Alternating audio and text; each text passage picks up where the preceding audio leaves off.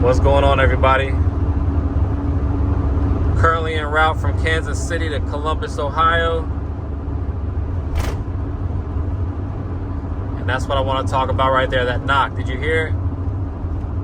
It's in the front right axle only. Only when I go uphill or downhill and it shifts. It's only right there, just it shifted. And it's not a consistent knock.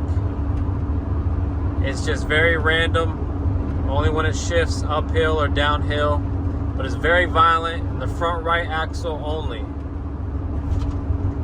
Let me know what you think it is, because I have no idea. I took it to a shop yesterday.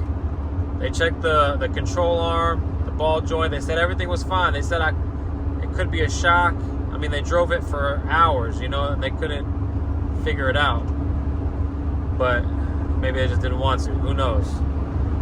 So if anyone out there is a mechanic and you've heard of this issue, or maybe you're, there it is right there. Maybe you're a Sprinter van owner and you've had this issue, let me know what it is so I can get this fixed and where to take it, where you took it, or what you did to fix it. But it's pretty freaking annoying, I'm not gonna lie. It's gonna do it again, watch, I'll make it do it.